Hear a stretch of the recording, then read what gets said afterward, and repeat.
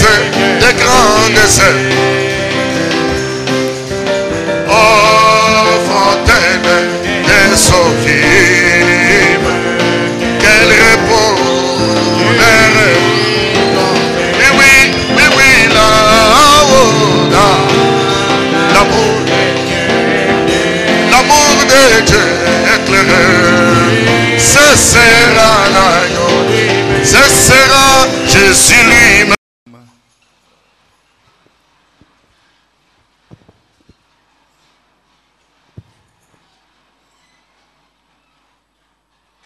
Nous relisons de Samuel 16. Tunasoma tena Samueli wa pili 16.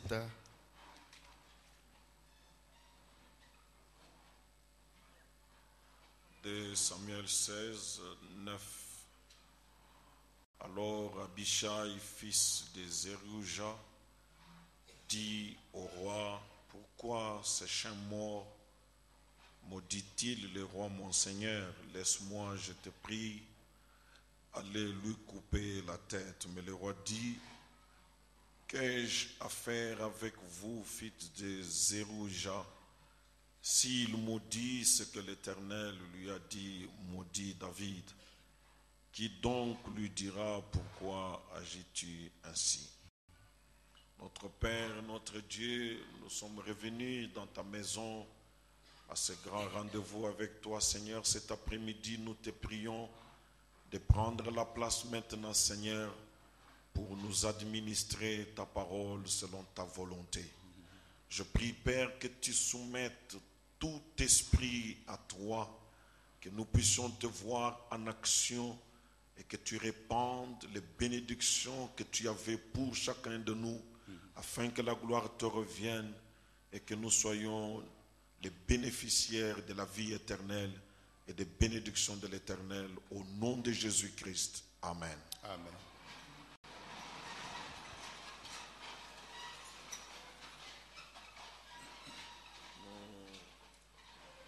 Nous sommes en train de cheminer vers quelle est cette meilleure femme que le roi Assuérus doit prendre à la place de Vasti. Tuko naenda mkufika kwa huyu mwanamke mzuri ni wa wapi ule mfalme Assuérus atambeba pafashi ya Vasti. Qui est-elle et comment elle est?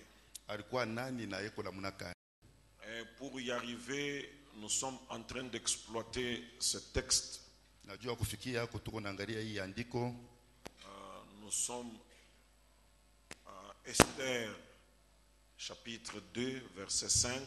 Tuko kwa Esther mstari ya pili sura ya pili mstari ya 5, où nous nous attardons un peu parce que c'est Mardoché qui a élevé Esther, la meilleure femme. Ndio pale tutakawia hapo juu ni pale Mardokayo alipandisha Esther huyu mwanamke mzuri. Et nous lisions ceci au verset 5. Il y avait dans Suse, la capitale, un juif nommé Mardoché, Ulikuwa Musizi mji mkubwa wa Muyuda mmoja jina yake Mardokayo, fils de Jair, fils de Shimei, mwana wa Jair, mwana wa Shimei, fils de Kis, homme de Benjamin. mwana wa Kis, muntu wa Benjamina. Alors, de ce texte, nous comprenons Kutoka hii andiko tunaelewa que Mardoché, il était un benjamite. ya kusema Mardokayo alikuwa Mbenyamini, Juste, ça veut dire il est de la tribu de Benjamin. kusema alikuwa wa kabila ya Benjamina, Et il était petit-fils de Shimei. na alikuwa mkana yake wa Shimei.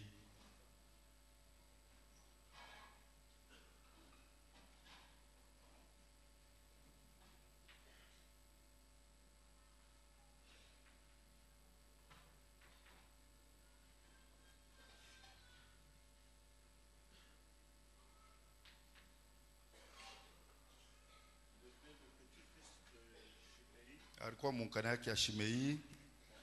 Shimei était comme son ancêtre, son grand-père. Shimei alikuwa sawa mkama yake wa kuzala baba yake. nous avons voulu comprendre ce qu'étaient ces Shimei. Tulipenda kujua kuelewa huyu Shimei alikuwa nani. Parce que je m'inspire de ce que vous connaissez. Mimi naongoziwa na ile mnajua. Branham dit quelque chose. Ndugu Branham anasema kitu fulani.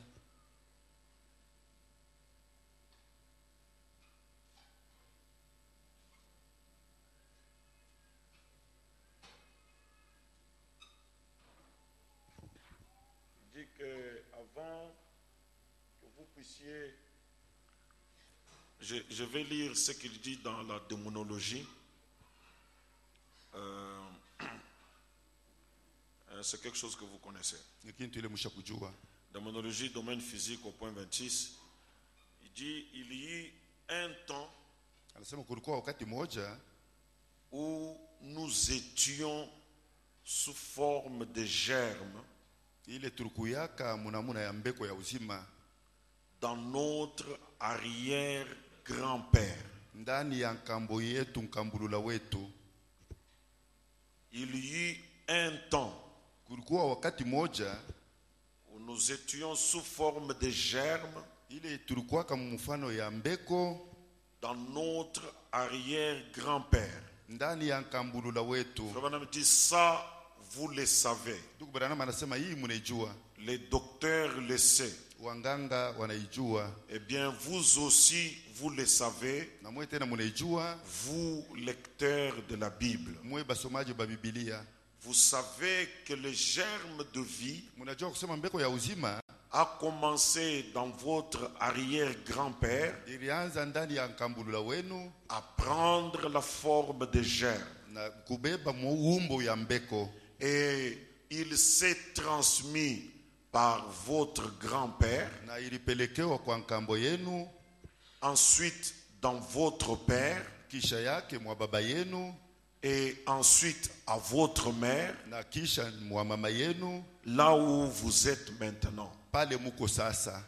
Donc, il y a eu un temps où vous avez existé dans votre arrière-grand-père. Et après, vous avez existé dans votre grand-père. Et après, vous avez existé dans votre père. Et c'est après que vous êtes. Mais vous étiez sous la forme de germe dans votre arrière-grand-père. Il dit, c'est pour cela que la Bible dit que Lévi a payé la dîme quand il était dans les reins d'Abraham. Et Abraham était l'arrière-grand-père de Lévi. Mais la Bible dit que c'est Lévi qui a payé la dîme à Melchisedec. Il l'a payé étant en Abraham. Alors c'est pour cela que je ramène Mardoché à son ancêtre ou son grand-père qui est Shimei.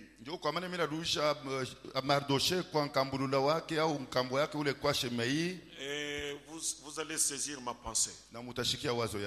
Alors, c'est Shimei, au temps où David était fugitif d'Absalom, son fils,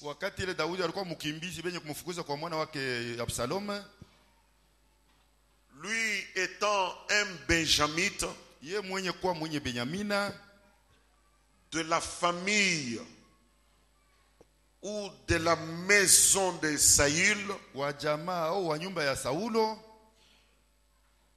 c'est lui que David a remplacé sur le trône. Alors quand il a vu David fugitif, la Bible disait, il s'avança en prononçant des malédictions. akaenda mbele ya Daudi na kutangaza malana. Je suis dans 2 Samuel 16, je vous avais déjà donné ça. Et il jeta de pierres à David Na akamutupia Daudi mawe et à tous les serviteurs du roi David. na kwa batumishi bote ba mfalme Daudi. Il prononçait des malédictions Alitangaza malana et il jetait des pierres à David et à tous les serviteurs qui étaient avec David. na alikuwa anatupa mawe kwa Daudi na batumishi bote walikuwa na Daudi. Et la Bible disait, Na Biblia ilikuwa nasema Shimei parlait ainsi en les maudissant. Shimei alikuwa anasema hivi mukubalani, Va-t'en, wende va-t'en, homme de sang, wende muntu wa damu, méchant homme, muntu muovu, homme de sang, muntu wa damu, méchant homme. muntu muovu. L'Éternel fait retomber sur toi Wa milele kunangusha juu yako tous les sangs de la maison de Saül damu yote ya nyumba ya Saulo, dont tu occupais le trône. ile we unekala pakiti yake, Tu occupais le trône de Saül. ile ulikala pakiti ya Saulo. L'Éternel fait retomber sur toi. Wa milele kunangusha juu Ce yako. qui t'arrive ici, Hii kuna kufikia hii c'est une rétribution de Dieu. ni malipo ya Mungu. C'est Dieu qui te fait payer. Ni Mungu ndio kuna kulipisha. Toi méchant, We muntu mubaya, toi homme de sang, we muntu wa damu, c'est-à-dire toi un tueur. sema we muuaji, L'Éternel te fait payer wa milele kuna kulipisha le sang de la maison de Saül. damu ya nyumba ya Saulo. C'est Saül dont tu occupais le trône. Ikichi ya Saulo wewe unakombola mkichi. Et l'Éternel a livré le royaume entre les mains d'Absalom, Na wa milele anatoa ufalme mikono ya Absalom ton fils. mwana wako. Et te voilà malheureux, Na sasa we huyu mwenye ole, comme tu le mérites. sawa vile we unastahili. Te voilà malheureux, We huyu mwenye ole, comme tu le mérites, car tu es un homme de sang. vile we unastahili juko mtu wa damu. Ce sont là les paroles que Shimei me prononçait sur David. Ndio ile maneno Shimei alitangaza juu ya Daudi. Maintenant, Sasa si nous devrions écouter les hommes, kama sisi tunapaswa kushikia watu, si nous devons prêter oreille à ce que les hommes disent de nous, kama sisi tunaweza kuteka mashikio juu tushikie ile bantu wanasema juu yetu. si David doit faire attention à toutes ces paroles que Shimei prononce sur lui, Kama Daudi anaweza kushituka maneno yote ile Shimei wanasema juu yake, il se poserait 1001 questions. alipaswa kujiuliza maulizo mingi. D'où vient que l'Éternel me fait payer le sang de la maison de Saül? Inatokea wapi wa milele anilipishe damu ya kizazi ya nyumba ya Saulo? Je ne sais pas si beaucoup de gens connaissent pourquoi David était fugitif d'Absalom. Sijue kama nijua nini bantu mingi banajua nini Daudi alikuwa anakimbia mtoto wake Absalom. Qu'est-ce qui s'était passé Ni nini ilifanyika pour que David devienne fugitif juu Daudi akuwa mkimbizi et que ce soit son fils Salomon qui le pourchasse, na ikuwe mwana wake Absalom ndio anamfukuza, qui le détrône, ule anamtosha pakichi, qui prend sa place? ule anabeba fashi yake? Est-ce que réellement il y avait un lien avec Saül? Kweli kweli kulikuwa mambo ya kuangalia tena Saulo pale? Je voulais que nous puissions le lire, même si vous le savez, Mimi napenda tupate kuisoma hata kama unaijua. dans 2 Samuel au chapitre 12. Musamueli sura yake ya 12. Si nous devrions écouter les hommes Kama sisi tunaweza kuanza kushikia watu et prêter oreille à tout ce que les hommes disent de nous. na kutia lisikio kwa vile vyote bantu wanasema juu yetu. Qu'est-ce qui s'était passé à la vérité? Ni nini ilipita kweli kweli? Dans 2 Samuel chapitre 12, Musamueli sura yake 12, c'est-à-dire David, nikusema Daudi étant déjà roi, yeye kisha kwa mfalme il a convoité Bathsheba, alitamani Bathsheba, comme Frère Branham nous enseigne, à cause de la négligence de Bathsheba, vile ndugu Branham anatufundisha kama ilikuwa ni jua kusura kwa Bathsheba, qui prenait son bain ule alikuwa na nawa. sans fermer l'endroit où elle se baignait. bila kufunga fashi ile alikuwa ananawia.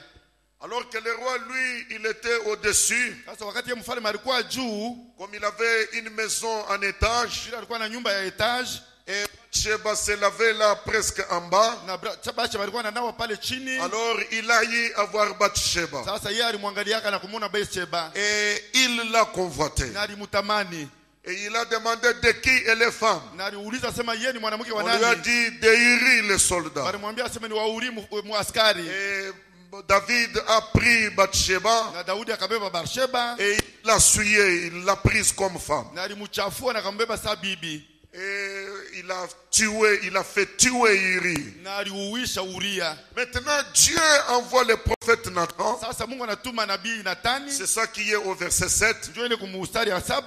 Nathan dit à David, Nataka akaambia Daudi, tu y es cet homme-là. wewe uko ule muntu ule. Parce que Nathan lui a donné une énigme. Juu Natani alimwambia Il lui a parlé en parabole. alimwambia mfumbo. Il y a un homme qui a eu de la visite et il a pris l'unique brebis de son voisin. Kwa muntu mwa alipata bageni na akabeba kondomo wa jirani wake. David a dit, cet homme-là mérite la mort. Daudi akasema ule muntu anastahili kufa. Maintenant Nathan lui dit, Sasa Natani anamwambia, tu y es cet homme-là. wewe uko ule muntu ule.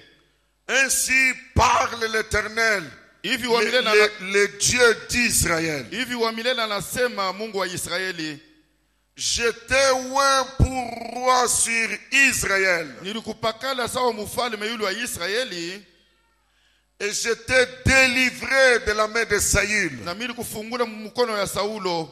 Quand nous arrivons à échapper à la main de nos ennemis, Wakati tunafika mkuponyoka mikono ya badui betu, ce n'est pas notre effort, haina nguvu yetu, c'est l'Éternel qui le fait. ni wa milele ndio unaifanya. C'est pour cela que la Bible dit, si l'Éternel ne garde pas une ville, Ndio kwa maana Biblia inasema kama wa milele angalie muji, celui qui veille, il veille en vain. ule kuna kesha na keshi bule. C'est l'Éternel qui nous protège. Ni wa milele ndio kuna tukinga. C'est l'Éternel qui nous donne le souffle Wa de milele vie. ndio unatupatia pumzi ya uzima. C'est lui qui t'a donné la force pour que tu puisses Ni marcher. yeye ndio alikupatia nguvu upate kutembea. Nous voulons encore lui dire que son nom soit glorifié. Tunapata kumwambia useme jina lake sifiwe hii magharibi. Il dit, je t'ai délivré Anasema ili kufungula de la main de Saül. mkono wa Saulo. Je t'ai mis en possession de la maison de ton maître. Mimi kuweka wewe upate kuchukua nyumba ya bwana wako, ya mkubwa wako. Saül était ton maître. Saulo alikuwa shefu yako. Et moi aujourd'hui, je t'ai mis en possession de la maison de ton maître. Na mimi leo mimi nakuweka sasa upate nyumba ya shefu yako. J'ai placé dans ton sein les femmes de ton maître. Niliweka mkifua yako ba bibi ba shefu yako. David a bénéficié même des femmes de Saül. Daudi alipata tena ba bibi benye ba Saulo. Je t'ai donné la maison d'Israël et de Juda. Nilikupatia nyumba ya Israeli na ya Yuda. Et si cela y était peu, Na kama ile ilikuwa kiloko, j'y aurais encore ajouté. nilipasha tena kuongeza. Si Dieu trouvait insuffisant ce qu'il fait pour toi, ce qu'il fait pour moi, Kama Mungu anaona sema yene ile kuna kufanyishia na ile kuna nifanyishia, sans ta prière, bila maombi yako il ajouterait. alipasha kuongeza. C'est la raison pour laquelle Ndio sababu yayo nous devons comprendre tunapasha kuelewa que ce que nous avons, kusema ile tuko nayo c'est ce que Dieu nous donne. ndio ile Mungu anatupatia. Il nous donne ce qu'il trouve qu'il peut nous donner. Anatupatia ile anaona sema anaweza kutupatia. Et frère Branham nous enseigne. Na ndio Branham anatufundisha Qu'est-ce que c'est que le bonheur? raha ni nini?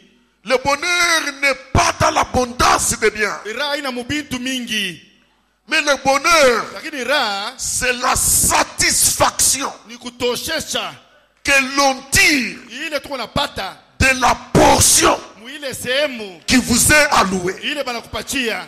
Dieu nous donne différemment. Mungu anatupatia namna ya kuachana. Il alloue à chacun une portion. Yeye anapatia kila mmoja Et sehemu quand yake. il donne là, Na kama analeta vile, il donne les meilleurs. analeta ya mzuri. Il donne ce qu'il trouve qui doit être donné. Ile ile analeta ile unaona sema inapaswa kuletewa. Parce que si c'est insuffisant, il ne fera que rajouter. Ce n'est pas ta prière qui fait qu'il rajoute. Amen. C'est sa volonté. Mapenzi yake. Maintenant, un vrai croyant, sasa mwaminifu wa kweli, il trouve satisfaction dans la portion qui lui est allouée, que Dieu lui donne. Anapata kutosheka muile sehemu ile Mungu anampatia. J'aimerais encore le dire à haute voix. Napenda kusema na sauti ya nguvu. La vie de comparaison est du diable. Maisha ya kulinganishana ni ya shetani. Et l'envie est du diable. Na tamani ya shetani. Dieu t'a voulu tel que tu es. Mungu yeye alikutaka paka vile wiko. Il t'aime tel que tu es. Anakupenda paka vile wiko. Il te veut comme tu es. Anakupenda paka vile wiko. Comme il le faisait à la création. Quand il a fait les grenouilles, il a vu que cela était bon. Et il a gardé la grenouille avec sa taille. Et quand il a fait l'éléphant, il a vu que cela était bon. Que la grenouille soit grenouille, cela est bon aux yeux de l'Éternel. Que l'éléphant soit éléphant, cela est bon aux yeux de l'Éternel. Que tu aies peur, cela c'est ce qui est bon aux yeux de l'Éternel. Que cet autre ait beaucoup, c'est ce qui plaît à l'Éternel. Cette vie de comparaison, ce sont des comparaisons charnelles. Chacun a son destin. Chacun a son chemin. Chacun a sa destinée. Je ne me compare à personne. Mais je demande à Dieu que ta volonté soit faite dans ma vie. Même les ministères, c'est frère Branham qui dit, Dieu a appelé certaines personnes à un travail de petite envergure. Et il a appelé d'autres à un travail de grande envergure. Mais les ministres ne veulent pas s'accepter. S'il a un travail de petite envergure, c'est chaque jour. Ne regardez pas les grandes églises. Il n'y a pas Dieu dans les grandes églises. Il n'y a pas Dieu dans les grandes églises. Il n'y a Dieu que dans ton église à toi. Dieu c'est ta propriété à toi seul. C'est parce que c'est une grenouille qui ne s'accepte pas comme grenouille. Celui qui a un travail de grande envergure ne fait aucun effort pour avoir un travail de grande envergure. C'est une prédestination de Dieu.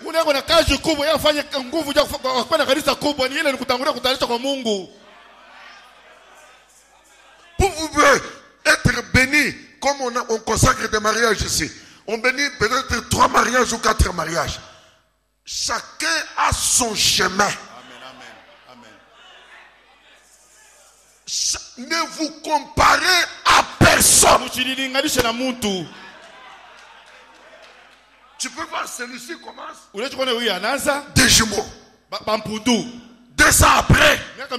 2 jumeaux. Toi tu commences. Sécheresse.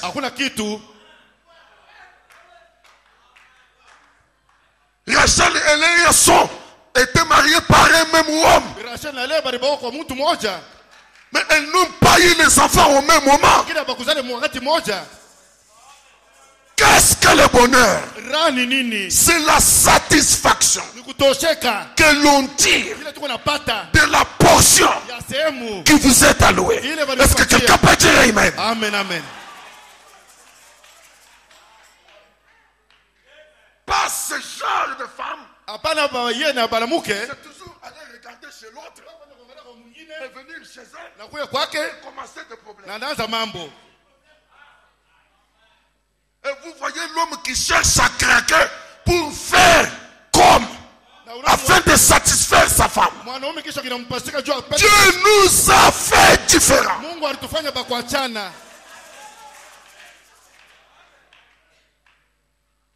Dieu m'a fait à ma manière. Moi, vous savez voir par les œuvres que je pose à quoi je ressemble. Je ne copie pas chez quelqu'un. Je ne copie pas chez quelqu'un. Moi, j'ai des visions de choses grandes. Dieu m'a fait ainsi. Je ne fais pas un effort pour cela. Je ne suis pas allé détourner l'argent de quelqu'un pour réaliser quelque chose. Toi, reste ce que tu es. Regarde ton frère tel qu'il est.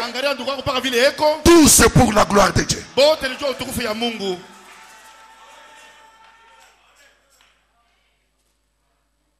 Alors maintenant, si cela y était peu, j'y aurais encore ajouté. Pourquoi donc, alléluia, as-tu méprisé la parole de l'Éternel en faisant ce qui est mal à ses yeux? Tu as frappé de l'épée Uri,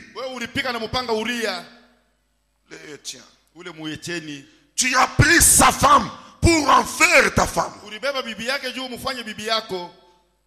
Et lui, tu l'as tué par l'épée de fils d'Amon. Verset 10. Maintenant, c'est ainsi dit le Seigneur qui lui est transmis là. L'épée ne s'éloignera jamais de ta maison. Parce que tu m'as méprisé. Il est le Dieu qui nous aime, qui garde ses alliances envers nous, mais qui nous punit de nos péchés.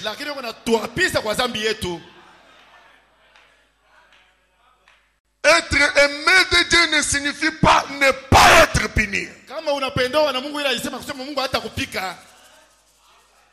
L'épée ne s'éloignera jamais de ta maison parce que tu m'as méprisé. Et parce que tu as pris la femme d'Uri les Hétiens pour en faire ta femme. Ainsi parle l'Éternel.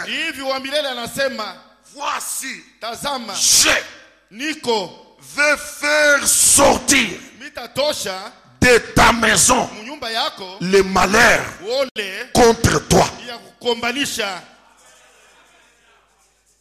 Je ferai sortir le malheur, pas d'ailleurs, pas de loin. Le malheur sortira de ta maison contre toi. Qui fera sortir ce malheur? Moi, l'Éternel. Ainsi dit le Seigneur. Amen. Je veux faire sortir le malheur. Il sortira de ta maison et contre toi. Et je vais prendre sous tes yeux, tes propres yeux. Je vais prendre sous tes yeux tes propres femmes pour les donner à un autre qui couchera avec elle à la vue de ce soleil. Toi, tu as pris les femmes de Séhir, tu les prends en cachette, dans un lieu secret. Mais à cause de ce que tu as fait, je vais donner tes femmes à quelqu'un d'autre qui les prendra en plein soleil. Et n'oublie pas, ce malheur-là sortira de ta maison.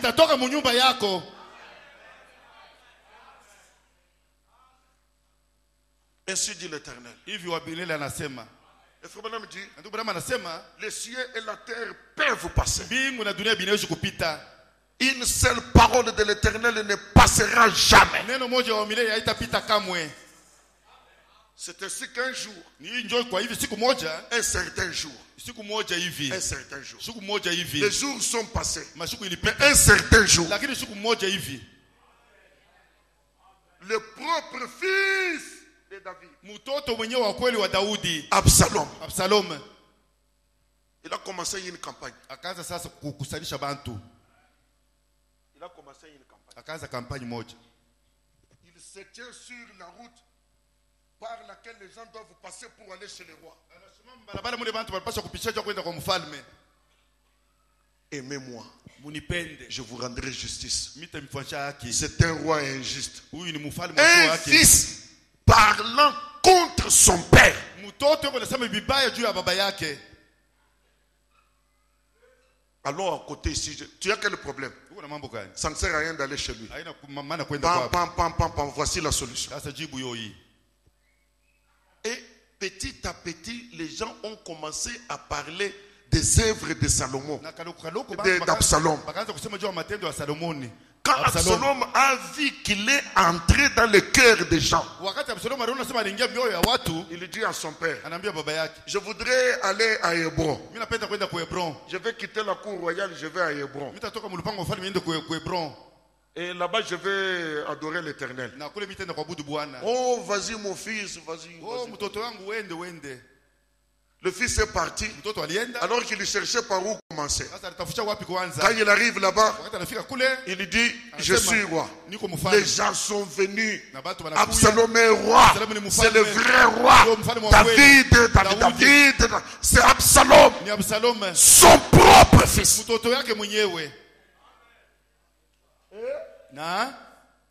David apprend. Quelqu'un vient informer David et lui dit, le cœur des hommes d'Israël s'est tourné vers Absalom. Je suis dans 2 Samuel au chapitre 15. Il dit, tu dis quoi? Le cœur des hommes d'Israël, verset 13, et s'est tourné vers Absalom. Et la Bible dit, et David dit à tous ses serviteurs qui étaient avec lui à Jérusalem, levez-vous, fuyons.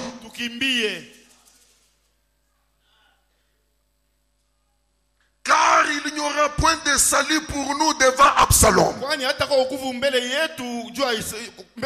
vous aimez bien Bashkiye, il n'y aura point de salut pour nous devant Absalom. Hâtez-vous de partir. Qui décide de fuir? David lui-même.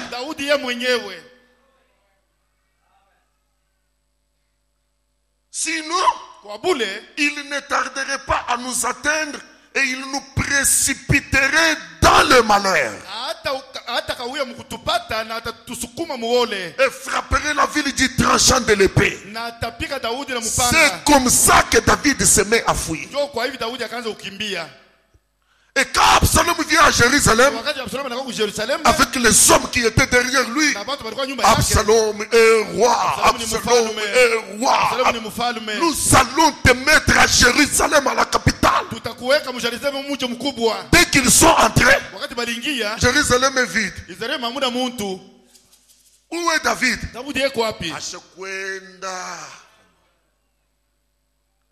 Et un des conseillers du roi David, il était devenu le conseiller d'Absalom. Et on dit que le conseil d'Atophel, lorsqu'il parlait, on prenait ça comme le ainsi dit le Seigneur. Maintenant, Absalom lui demande, alors qu'est-ce que je dois faire maintenant? Il dit, écoute, pour que le peuple se rassure que tu as rejeté de tout ton cœur ton père, nous devons prendre les femmes de ton père. Nous allons ériger quelque chose ici en plein air. Un lit en hauteur. Elle monte là-bas, tu restes avec elle. Elle monte, tu montes. Alors que tout le monde voit que tu n'as plus rien à voir avec David. Il dit, ça sera ainsi. Et les gens sont venus.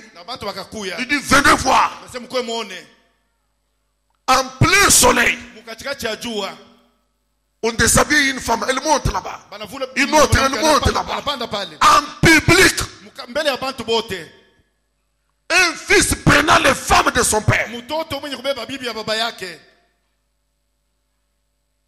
Et la parole que l'Éternel avait dite par Nathan s'accomplit.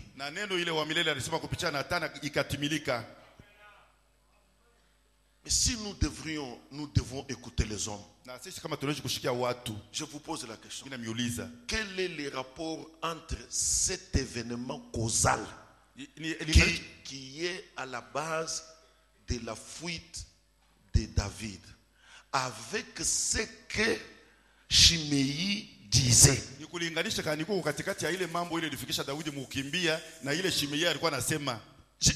Quel est le rapport? David connaissait dans son cœur ce que Dieu lui avait dit par Nathan. Ça n'a rien à voir avec le problème de Saül. Et si nous devons écouter les hommes, on va arriver où? Je vais vous interpeller sur quelque chose.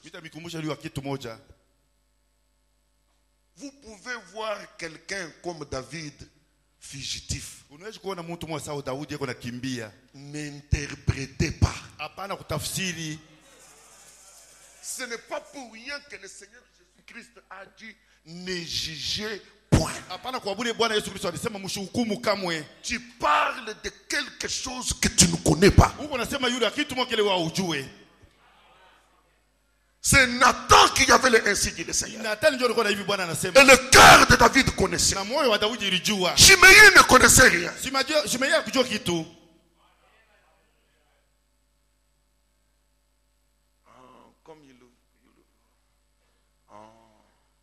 Et puis c'est son propre fils qui l'est d'être. Non. Dieu lui retourne ce qu'il a fait contre Saül. Vous voyez frère? Vous voyez frère? Dieu, Mungu, est notre bras. Frère. Non. Non, c'est Dieu. Qui t'a dit? Frère. Toi, tu connais. Mais ce sont des gens où on ne veut pas même les citer. Ce sont des gens de la maison royale.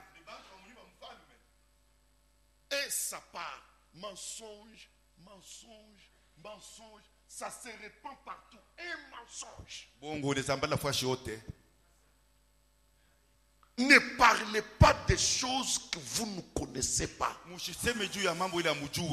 Dieu est dans une relation personnelle avec chaque individu.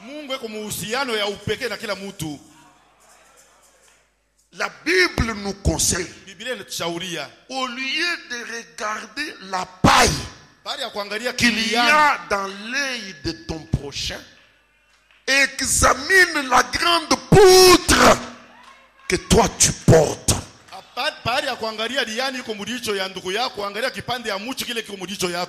avant de parler de quelqu'un d'autre, de ses défauts, de son péché, regarde-toi toi-même.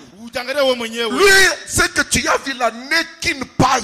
Mais toi, c'est toute une poutre.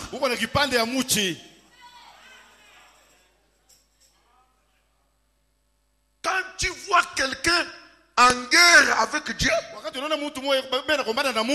oublies tes péchés, tu deviens saint en ce moment-là. Toi-même, tu te fais saint dans ta pensée. Tu commences à penser que toi, tu ne passes pas par là parce que tu es saint. Mais je peux te dire qu'un homme que Dieu frappe, il est dans une bonne position que toi qui n'es pas frappé.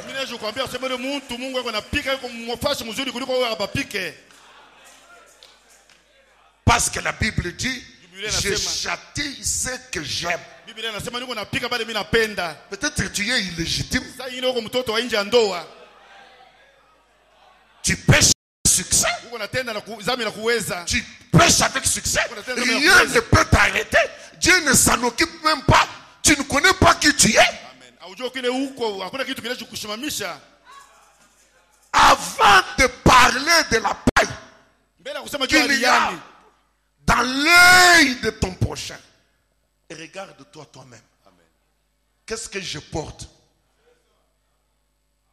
Ton cœur connaît et ton cœur est témoin. Et tu ne peux pas tromper ton cœur. Tu as un gros travail à faire sur ton âme avant de parler de quelqu'un d'autre. Viens à l'hôtel, occupe-toi de ton âme. Tu as beaucoup de choses. Amen. Et toi dont on parle, si tu dois prêter oreille à ce que les gens disent, regardez l'écart entre la vérité et ce que Shimei disait. Utatembea lwa mukulu utafika ku Kinshasa mu 2000 km lwa mukulu na kupenda kuvérifier. Amen. Si nous devons écouter ce que les hommes disent, Job, un croyant honnête, il fait des choses correctes. À un moment donné, les malheurs arrivent. Les épreuves sur épreuves. Le travail frappé. Les enfants frappés. Tout est frappé chez lui. Job se retrouve sur un tas de cendres. Rien ne marche. Et chaque soir avant de dormir, il prie. La femme le regarde comme ça.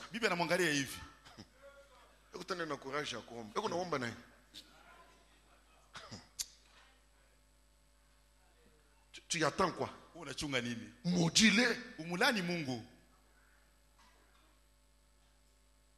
Et dans cet état, épreuve après épreuve, si nous devrions écouter les hommes, les amis de Job arrivent. La Bible dit, ils étaient 3. Quand ils sont arrivés, ils n'ont pas reconnu Job.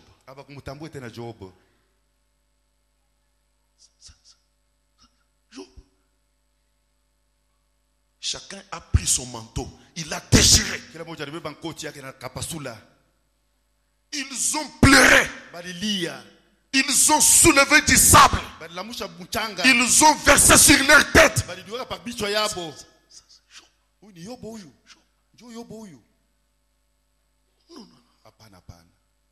Et ils se sont mis à côté de Job 7 jours et 7 nuits sans dire mot. À cause de la douleur.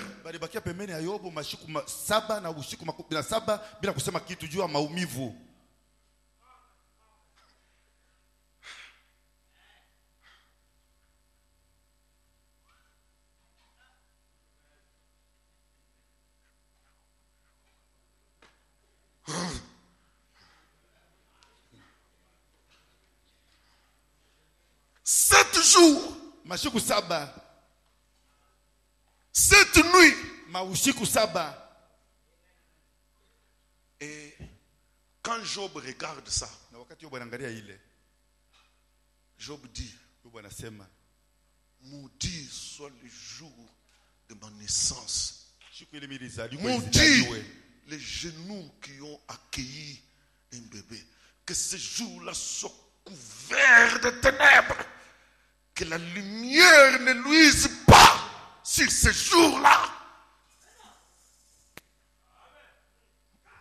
Où est Dieu? Montrez-moi la grâce de Dieu. Que j'aille plaider ma cause. Et ils sont toujours là.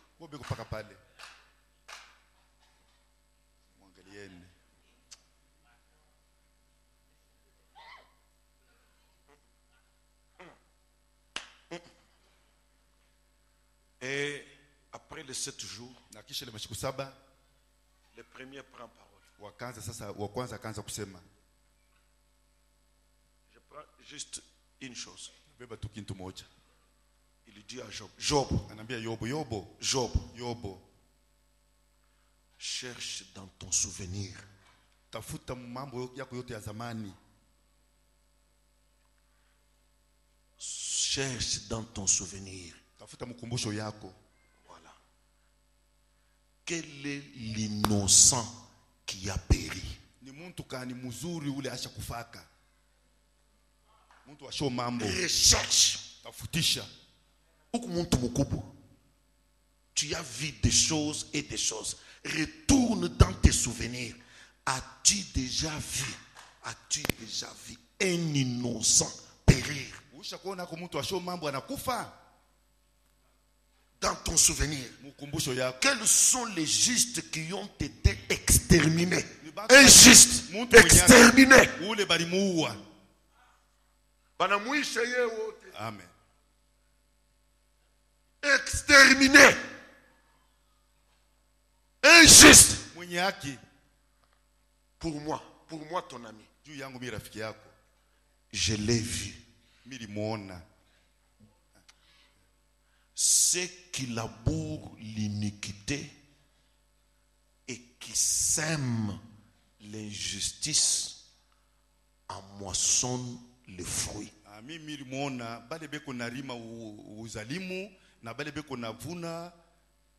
Ceux qui labourent l'iniquité, qui sèment l'injustice, ils en moissonnent les fruits. C'est ce que j'ai déjà vu moi.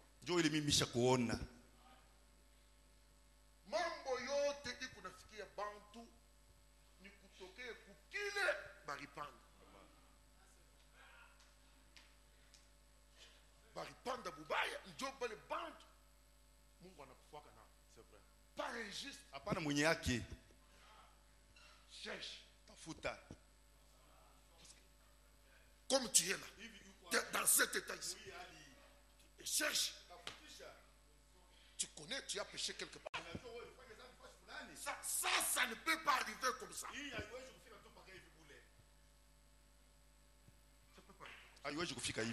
Frère Branham dit, ses amis religieux ont dit, tu as commis un péché.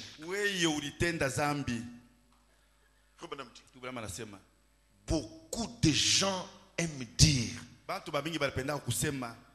que quelqu'un est malade parce qu'il a fait le mal. Beaucoup de gens. Et quand ça arrive sur une certaine tribu là, mtoto agonjwa. Alors mkubwa, kama unaweza kuteremka mbele humo. C'est lui qu'on appelle mkubwa là. Je ne sais pas, un ivrogne des ivrognes. Avec une âme tourmentée dans la 5e dimension.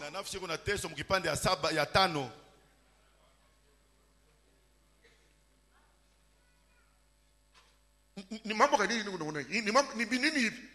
Ni binini hivi mnachokona? Kalosh.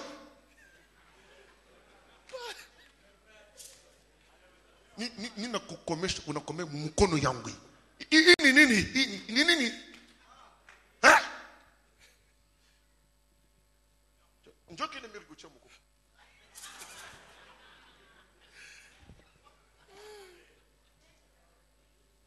Muku na lokota bana muke sene zetu na wo. Tu bubuloji bulu wugna.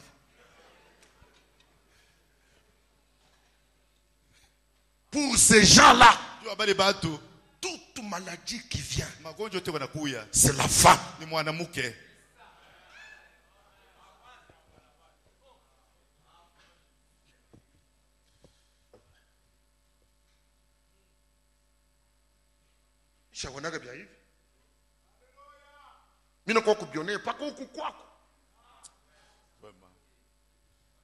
Je me suis retrouvé dans certaines familles en train de discuter avec les membres des familles qui ne sont pas des chrétiens qui me pose des questions.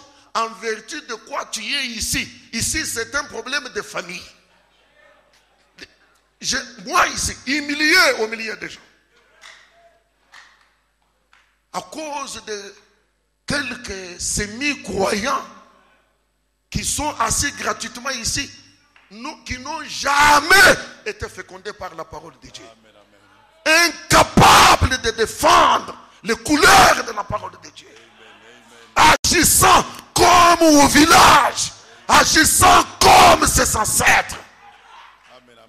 Des spirites. Les gens qui gardent les esprits de leurs ancêtres.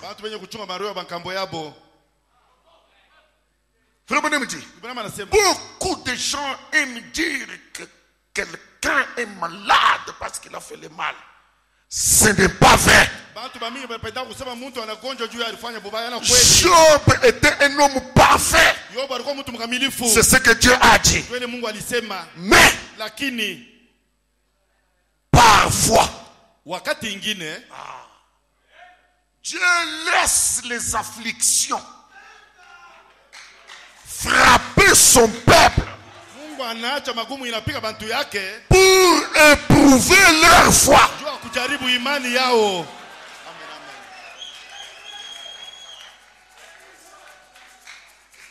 Parfois Dieu laisse les afflictions.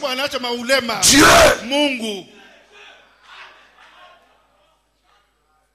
pour David, c'était à cause de son péché. Mais pour Job, ce n'était pas à cause du péché.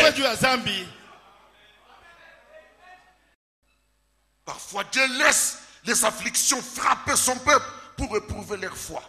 Il mettait un saint à l'épreuve. Il ne réprimandait pas un pécheur.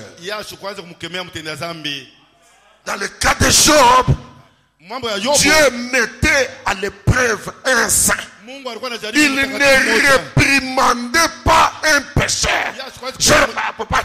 Dans le cas de Job, ce n'était pas une réprimande à cause du péché, mais c'était une épreuve.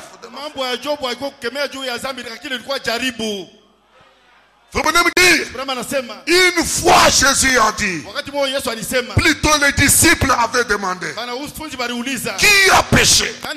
Cet homme aveugle, son père ou sa mère? Et Jésus a dit, dans ces cas-ci, aucun d'eux n'a péché. Ni lui il n'a péché, ni son père il n'a péché, ni sa mère n'a péché. Ceci, c'est pour la gloire de Dieu. C'est pour manifester les œuvres de Dieu.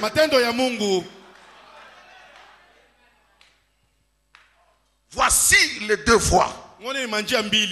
Comment un chrétien doit réfléchir quand un événement malheureux lui arrive. Il y a deux voies. La première, il peut avoir péché. Si tu as péché, et que parce que chaque fois que tu vas à l'autel, ton péché remonte. Si tu es chrétien, ça va remonter. Tu vas sentir une voix intérieure qui te reproche. Si tu sais que tu as quelque chose comme ça, premièrement, arrête de présenter l'offrande. Va mettre ton péché en ordre. Amen. Et tu vas arrêter les fléaux. Tu arrêteras les fléaux. Parce que c'est un fléau lié au péché. La femme qui avait commis adultère a été ointe 50 fois sans succès. Parce qu'elle avait un péché non confessé. Amen. Dieu gardait la maladie sur elle à cause de son péché. Quand elle l'a arrangé, la maladie a disparu. C'est la première fois. Si je regarde dans ma vie, je ne vois pas de reproches. Je ne vois pas de péché qui me remontent dans ma conscience. Donc, ce qui m'est arrivé est une épreuve. C'est comme ça qu'un chrétien doit vivre, doit marcher. Ce n'est pas un problème. Mambo inafika baloche. Mambo inafika baloche dans ma famille. Un chrétien ne fonctionne pas comme ça. Il n'y a pas un problème d'appeler les membres de ta famille. Abraham a quitté sa famille, a quitté sa patrie pour aller là où Dieu lui indiquait de vivre. Ruth ne pouvait pas rester chez les Moabites et expérimenter Dieu. C'est Orpa qui est retourné vers ce Dieu. Mais si tu veux vivre l'éternel, quitte ton peuple, quitte tes traditions, quitte tes coutumes et pousse la parole de Dieu. Amen.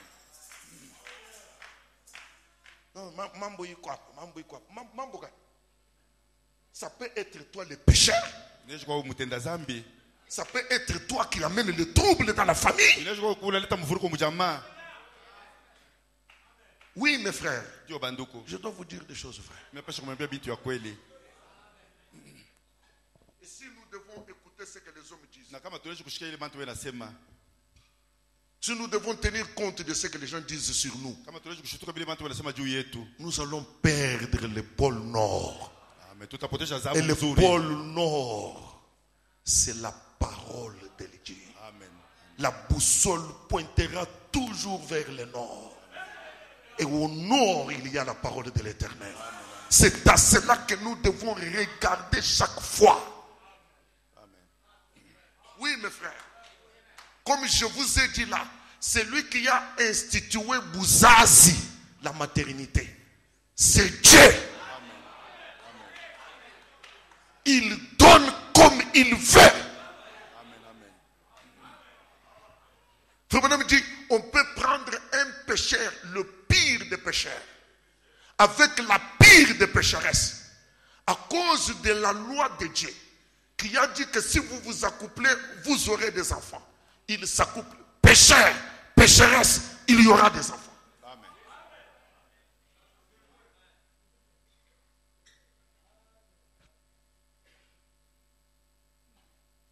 Donc, quand tu viens, tu trouves une difficulté dans la vie, il ne faut pas commencer à chercher qui accuser. Il y a deux possibilités devant toi. Soit il y a un péché non confessé, tu l'arranges. Soit c'est une épreuve. Et si c'est une épreuve, il n'y a pas une épreuve éternelle. Dieu connaît ce qu'il poursuit. Il taille un caractère.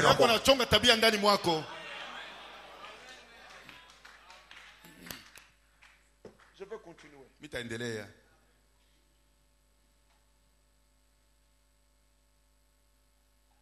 Donc, maintenant, tout ce que Chiméi avait dit contre David, c'était faux.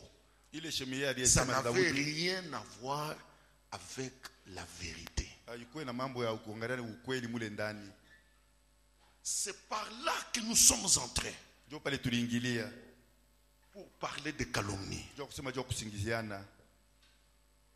Tout ce qu'il racontait était des mensonges contre David. C'est ça qu'on appelle une calomnie.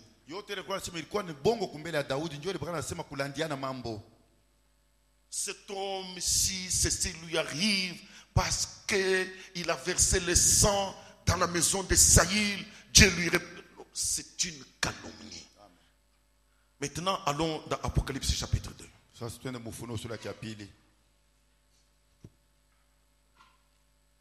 Au verset 9. La Bible dit, je connais, je connais ta tribulation. Et ta pauvreté, na umasikini wako, bien que tu sois riche. Et les calomnies de la part de ceux qui se disent juifs et ne le sont pas. Na kusingizia kule bwana kusingizia kule kana toka bale beko nadisema sene bayuda lakini babo hapana bayuda. Frère, je répète. Et je connais les calomnies de la part de ceux qui se disent juifs et ne le sont pas. Mina jua kusingizia kule kuna toka kwa bale balisema kama ni bayuda lakini lakini qui sont une synagogue de Satan. Bale beko synagogue ya shetani.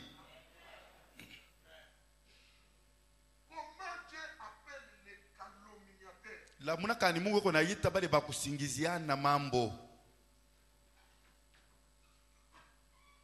Ils sont une synagogue. Babo ni synagogue ya shetani.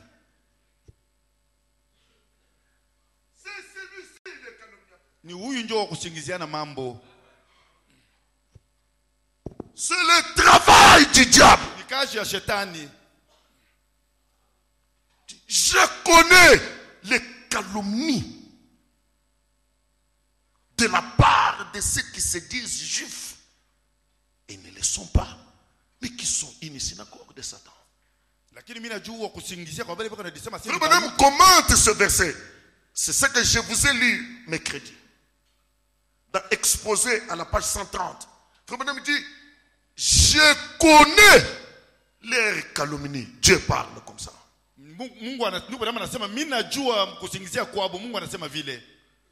Soyez attentifs mes frères. L'idée ici n'est pas que ces menteurs blasphèment contre Dieu, bien que cela aille sans dire. Mawazo hii haina kusema kusema kufuru bana beko na kufuru kwa Mungu hata vile kama yeye unasema vile. Pour frère Branham, juu ya ndugu Branham, ces calomniateurs hapa bakusingiziana sont des blasphémateurs contre Dieu, bien qu'on ne le dit pas. C'est clair qu'ils le sont. Beko na kufuru kwa Mungu hata kama vile baseme vile.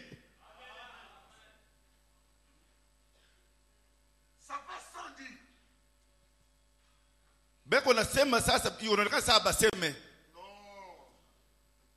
Ça va de soi que c'est clair que ces gens sont des blasphémateurs. Yao inaonekana sema baba bantu bani bakusingiziana. Les calomniateurs bakusingiziana sont des blasphémateurs contre Dieu. Baba beko na kufuru Mungu. Ce sont des blasphémateurs. Ni bakufuru. Beko na kufuru Mungu. Babo ni synagogue ya shetani. Ce sont des menteurs. Babo ni baongo. Branham dit, Branham anasema, il calomnie la véritable église. Beko na singizia kanisa ya kweli. Si on parle mal de quelqu'un, ce sera toujours de la vraie semence. Kama banasema baba ya mtu itakuwa ni paka mbegu mzuri. C'est le travail du diable de calomnier la vraie semence, de calomnier le vrai chrétien. Et Branham dit, ça sera toujours ainsi. Kazi ya shetani kusingizia mbeko ya kweli kanisa ya kweli. Ndugu Branham anasema itakuwa paka hivi. Je me plains contre ceux qui se plaignent contre les calomnies. Vos plaintes sont inutiles. Le ainsi dit le Seigneur prévoit, vous avertit que ça sera toujours ainsi. anasema iko na mikalamusha kusema itakuwa wakati wote paka hivi. Vous n'allez pas empêcher à Satan d'être Satan. Hamtahuzuisha shetani akuwe shetani. Et tant qu'il est Satan, Na vile yuko shetani, son travail, kazi yake, sa vie, maisha yake, sa nature, hali yake, c'est de calomnier. ni kusingizia. Et il cherche à calomnier pas ses propres enfants. Il calomnie toujours la vraie église. Toujours la vraie semence. Même si tu vis correctement, honnêtement, tu ne cherches pas de problème aux gens. Le diable, lui, tant qu'il est diable, cherchera toujours à te calomnier. Amen. Amen. Amen. Toujours à te calomnier. Amen. Est-ce que Joseph a courtisé la femme de Potiphar? Aucune fois. Hata mara moja. Aucune fois. Hata mara moja.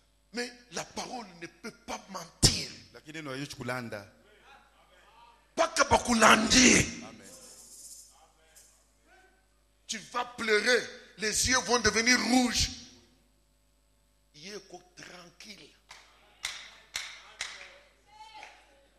Ukunalala na machozi. Je parle à deux sortes de personnes à la fois. Je suis en train d'avertir les calomniateurs que vous faites les œuvres de votre Père.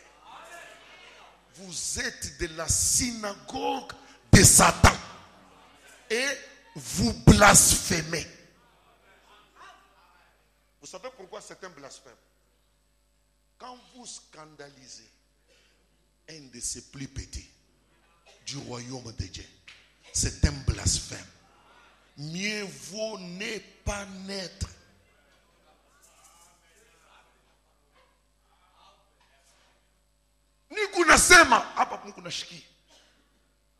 Parce que les calomniateurs, partout, en grand nombre, bongo na wapi. Elle parle de choses qu'elle ne connaît pas. Elle n'en a aucune preuve. Synagogue de Satan.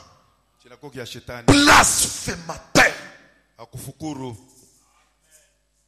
Quand Dieu te regarde, quand Dieu te regarde,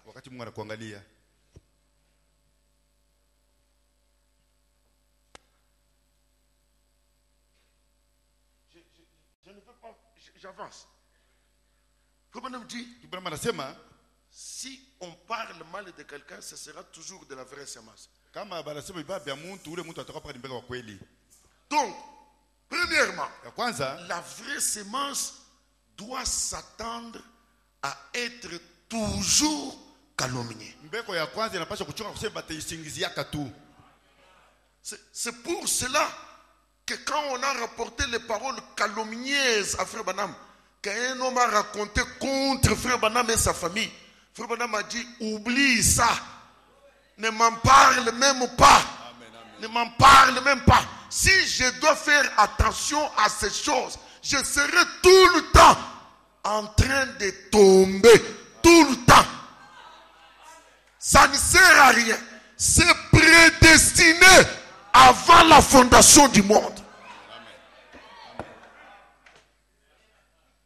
C'est prédestiné avant la fondation. Pasteur.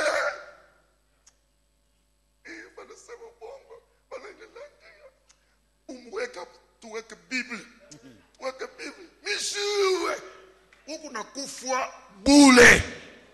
Amen, amen. Wewe inafai bagulanje. Amen, amen. Amen, amen. Amen, amen. Uko lanjiable. Amen, amen. Uko mtu beko na lanjia mama. Wewe paka bagulanjia mama. Amen. Wewe nami tuku na kufa. Tushibwa tuku ba mujana hii. Amen, amen. Hata kama una mujana hii, uko mujana hii. Amen. Vous me rejoignez, je vous récupère vous tous dans mon nom. Amen, amen. Si ce sont des chrétiens, les vrais chrétiens, amen, amen. Critiquez-les. Amen. Miye Mungu asha kunipa vaccin. Amen. Ni kufa tu bule, mais ni quoi pour Dieu banilandi. Amen, amen. Il ne faut pas banilandi. Tena ndio unatafuta bengine banilandi. C'est vrai. Parce que quand le bien toi bikou, il n'a pas ce qu'on de côté. C'est comment mon Seigneur, il m'a choisi missionnaire. On ne me critique pas comment. Comment je vais monter? Ce sont ces calomnies-là qui sont une échelle. Ça, ce sont les mathématiques célestes. J'ai quelque chose que je vous dis.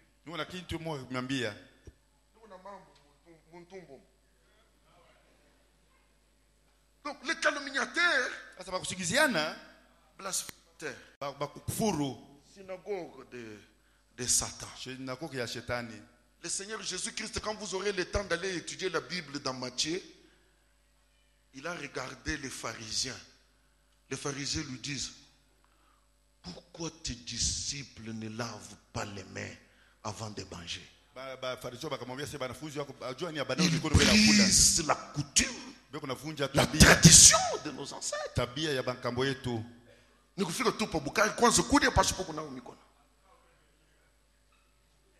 Je vous ai parlé de l'orgueil. Hein?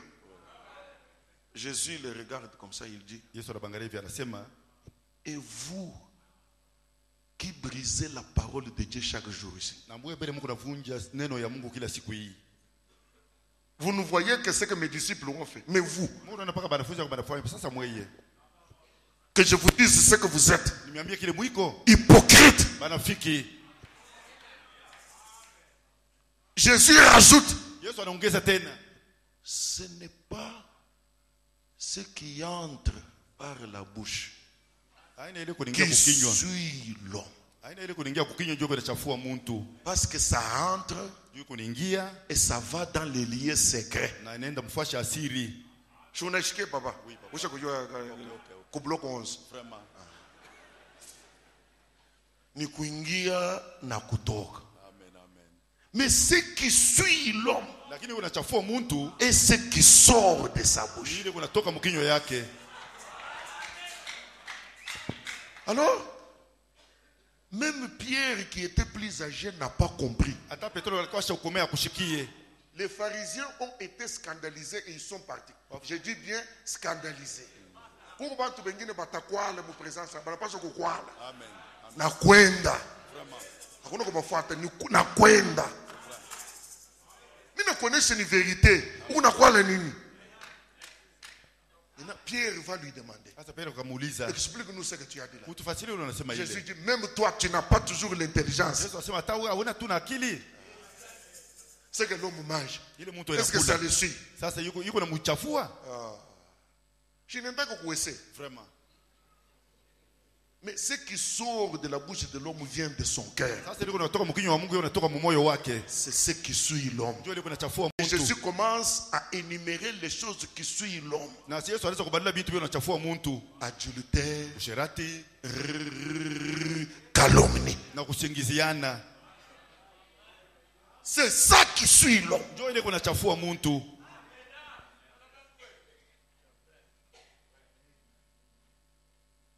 Dieu parle par Jérémie. Il dit, qu'est-ce que cette nation est devenue?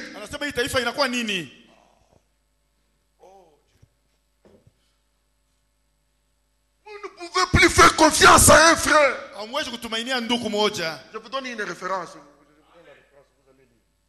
Jérémie chapitre 9. Prenez le temps d'aller lire ça. Dieu dit par Jérémie, si ma tête était remplie d'eau,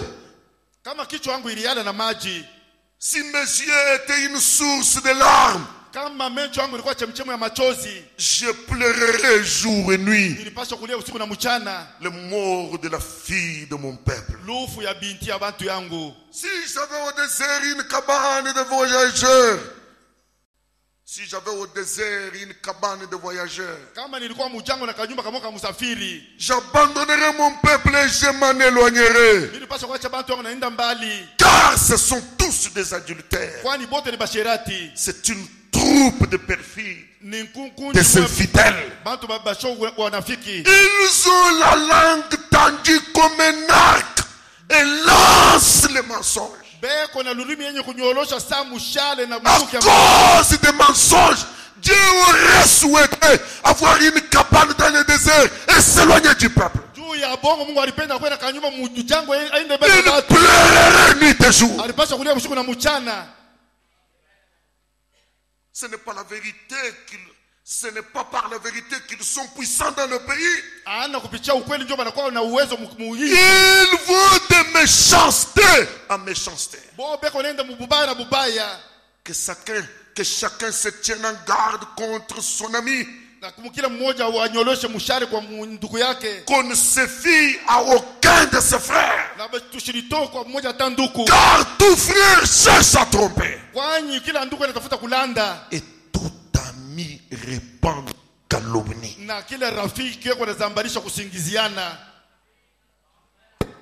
Ne châtierai-je pas pour de telles choses? Ne me vengerai-je pas pour une telle nation? Les calomniateurs amènent Dieu loin d'eux. Les calomniateurs font pleurer Dieu.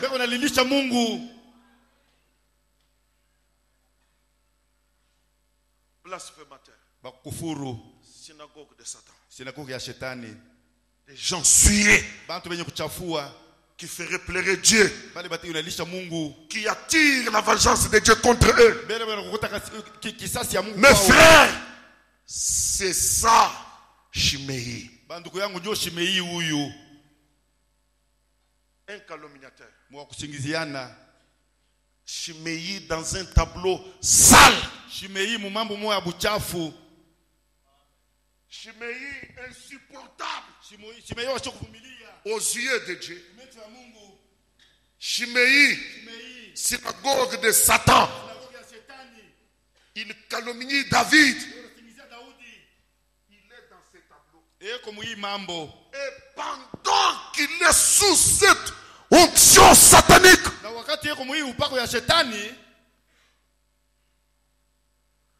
en train de calomnier David,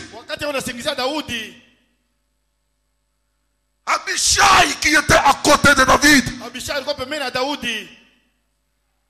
il dit au roi, pourquoi c'est chez moi? Maudit-il le roi mon Seigneur. Laisse-moi, je te prie, aller lui couper la tête. Il méritait qu'on lui coupe la tête. Il était un méchant, c'est lui le méchant. Il calomniait David. Il était sous l'onction du diable. C'était un démon incarné qui racontait du n'importe quoi, qui méritait la vengeance de Dieu, qui méritait la mort. Un blasphémateur, un homme sale. Mais David le regarde. David regarde un homme coupable, un homme sale. Le diable depuis la tête jusqu'à la plante des pieds. Il dit, qu'ai-je à faire avec toi, Zeruja? Qu'est-ce que j'ai à faire avec toi? Stop. Stop. C'est l'Éternel. Amen. Qui lui a dit de me traiter ainsi. Qu'est-ce que David a fait? Il a supporté un homme non aimable. Un homme insupportable. Un démon. Un sataniste qui mérite de mourir. Qui mérite de mourir. Mais en David, dit William Branham, il y avait quelqu'un qui était en David. Qui était en David? Christ. Kristo. Et Christ, Na Kristo il peut regarder anaweza kuangalia un homme sale, mtu wa buchafu, trop sale, wa buchafu kabisa, un démon, demona, synagogue du diable, synagogue ya shetani, qui mérite la mort. anastahili kufa. Et il regarde au Père. Na anaangalia Il Baba. dit, Père, Anasema Baba, prends-moi unibebe à la place de cet homme, nafasi ya huyu mtu, à la place de ce coupable. nafasi ya Frère mkosefu. Branham dit, Kama anasema Christ nous a aimés quand nous n'étions pas aimables. Kristo alitupenda wakati hatukuwa bakupendewa. Invivable, insupportable, Bacha kuvumilia. un coupable établi. Mkosefu wote. Il n'y a rien pour le justifier. Hakuna kitu cha kumhesabia haki. Et le grand avocat, le grand juge, Na mwamuzi mkubwa qui devrait tuer cet homme, ule alipaswa kuwa ule mtu, il change. anabadilisha. Il change de camp. Anabadilisha makambi. Lui, le juge, Ye mwamuzi devient l'avocat. anakuwa mtetezi. Il parle, il plaide. Anasema anaomboleza. Il plaide pour un coupable. Anaomboleza kwa mkosefu. C'est ça. Njoo ile. Si on avait tué Shimei, Kama baliwaka Shimei, si on avait coupé la tête à Shimei, kama balimkata Shimei kichwa, on arrêterait la descendance. balipaswa kusimamisha uzalo. En Shimei, Ndani ya Shimei, il n'y avait pas que la synagogue de Satan. mpaka synagogue ya shetani. En Shimei, Ndani ya Shimei il y avait Mardoché. kulikuwa Mardokayo. Qui est Mardoché? Kwa ni nani? Un homme de valeur. Mtu wa bei. L'homme qui allait plaider pour les Juifs. Mtu aliomboleza juu Il ya allait Yuda. parler pour le bonheur des Juifs. Sema juu ya Il uraia wa était Yuda. dans les reins. Alikuwa Dans les mkifua. reins. Mkifua. Dans les reins. Mkifua. Dans les reins de Shimei. Mkifua ya Shimei. Et David Na Daudi a vu plus loin que Shimei. aliona mbali kupita Shimei. Amen. Amen. Est-ce que de cet homme mauvais, Kutoka huyu mtu mbaya, quelque chose de bon peut-il sortir? kitu kizadi kutoka Est-ce que de Nazareth, kutoka Mnazareti, quelque chose de bon peut sortir?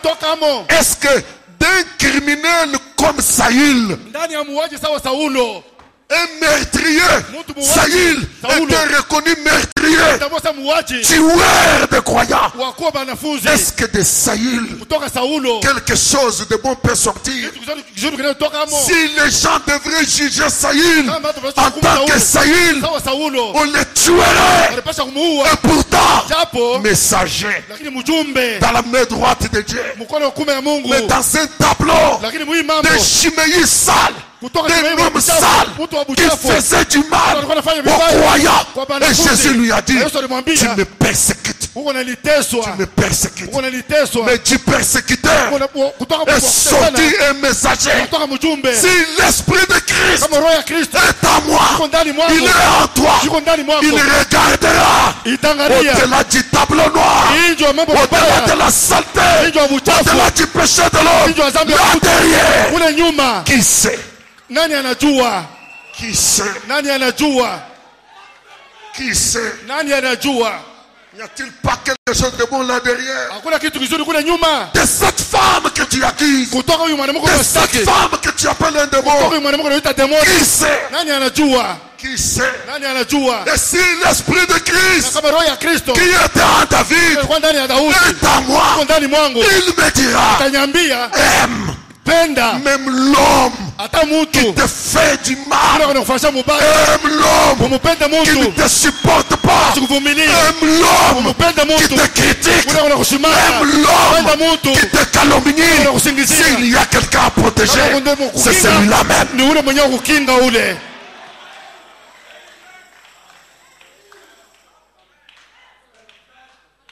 Qui sait? Nani anajua? Qu'ai-je à faire avec toi? Niko nini ya kufanya wewe? Zeruja, Zeruja, reprends ton épée, beba mpanga yako, remets dans le four. lurisha mfashi yayo. Dieu est derrière cette chose. Mungu yuko nyuma ya kitu.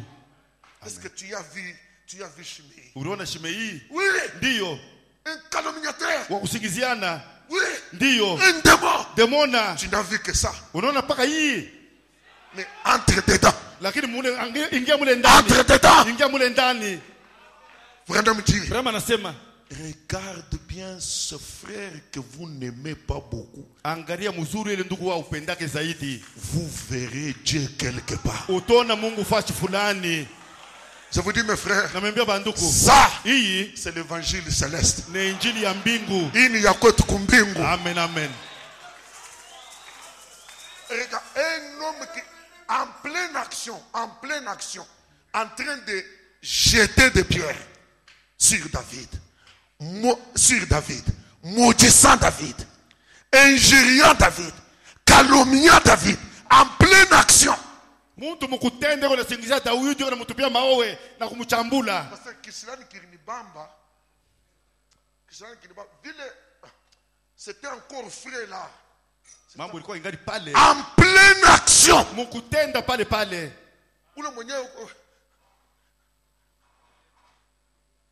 Méchant. Aujourd'hui, Dieu te fait payer. Toi, malheureux. En pleine action.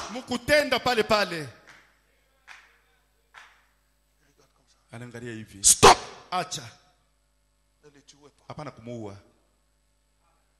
Ça, il faut voir Dieu pas par les lèvres. Mettons-nous debout. Amen, amen. Si on avait coupé la tête de Shimei, on aurait perdu Mardoché.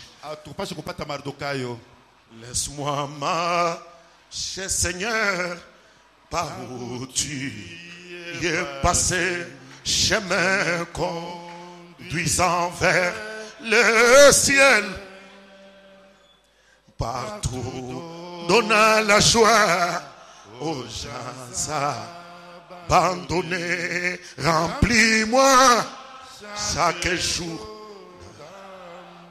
Est-ce que vous réalisez que c'est le chemin par lequel il est passé? Laisse-moi marcher, Seigneur, par où tu es passé, chemin c'est ce chemin-là qui conduit vers le ciel. Le ciel. Et partout donne la joie aux gens abandonnés. Remplis-moi chaque jour. Jésus, remplis-moi chaque jour.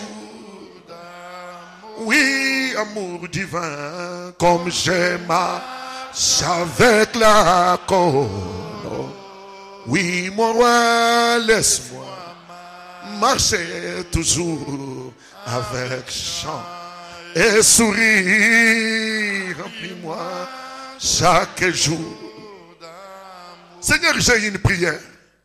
Gardez-moi à côté de mon sauveur qui ne me laisse pas dans cette haine, Seigneur, non. Gardez-moi du courroux et satisfait. Mon âme, remplis-moi chaque jour. Jésus, remplis-moi chaque jour. Oui, amour divin, comme je marche avec la colombe.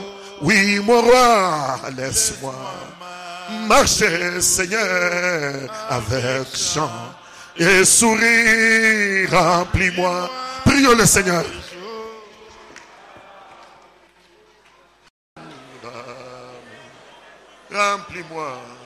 Remplis-moi chaque jour d'amour. Agapao, comme je marche avec la colombe. Jésus, laisse-moi marcher, Seigneur, avec chant et sourire. Remplis-moi chaque jour. Mon agapao, remplis-moi chaque jour d'amour. Oui, mon roi, comme je marche avec la colombe. Laisse-moi marcher, Seigneur, avec chant et sourire remplis-moi chaque jour. Je m'empresse sur la route du ciel, nouvelles hôtes. Chaque jour je gagne sur mon chemin. Je prie toujours. Place-moi, Seigneur, au lieu plus. Jésus, lève-moi, Seigneur, que je me tienne par la foi sur le plateau. Alléluia, la pluie pleine jamais tout. Oui, oui, place-moi, Seigneur. Jésus, lève-moi, Ungi, Mani Kile, Dita Bouja, Dilele, Zambi Mumiaba, Tabayos, Zambi,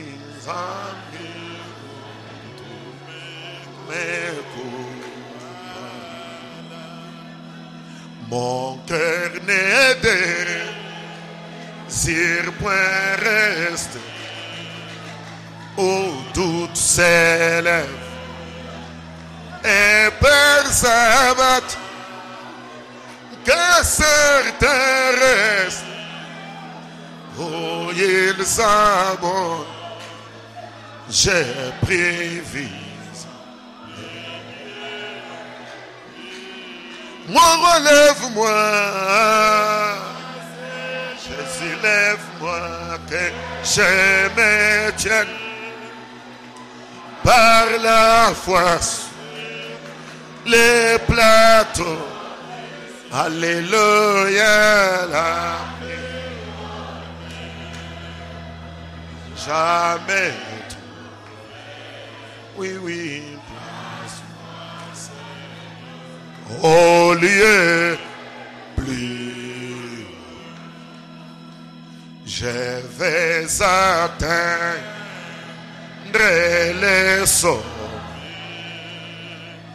et voir luire la gloire éclatante avant de voir le ciel.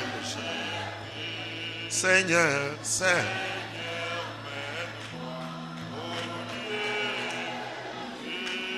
Jésus, lève-moi, oh magnifique,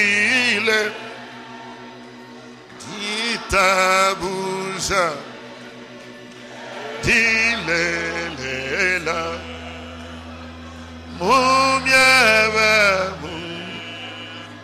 tambayoso, zambi untu.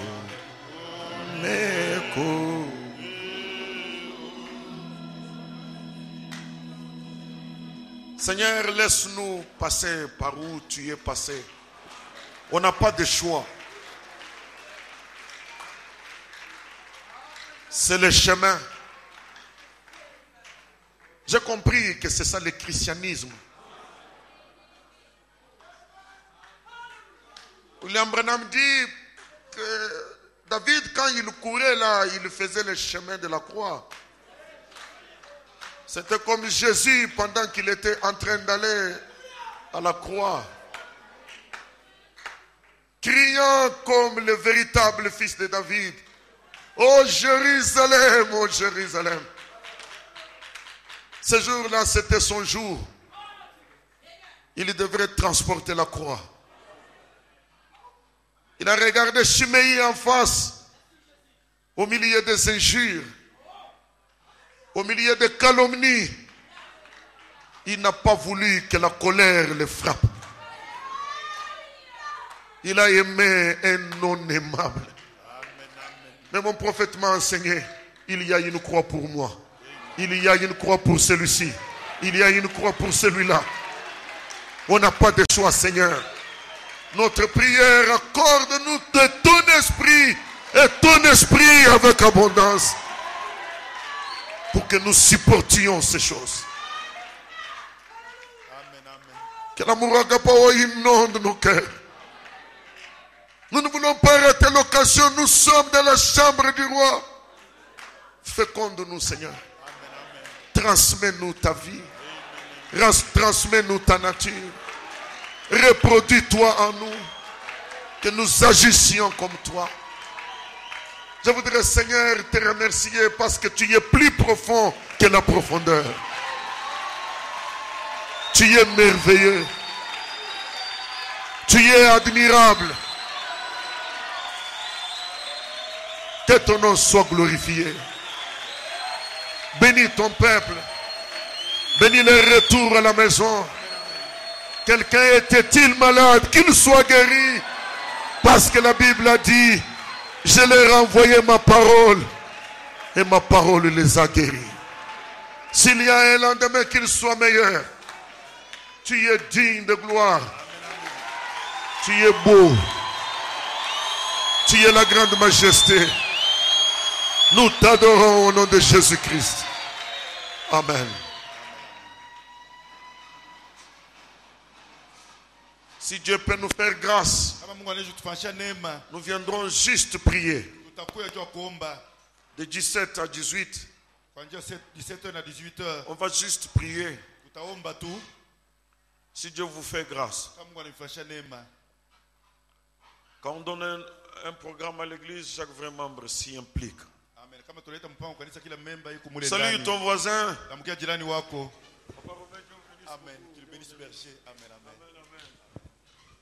Si on avait coupé la tête à Shimei, on aurait perdu le Mardochée.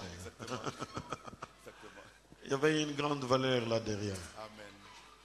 Allez un peu au nom du Seigneur.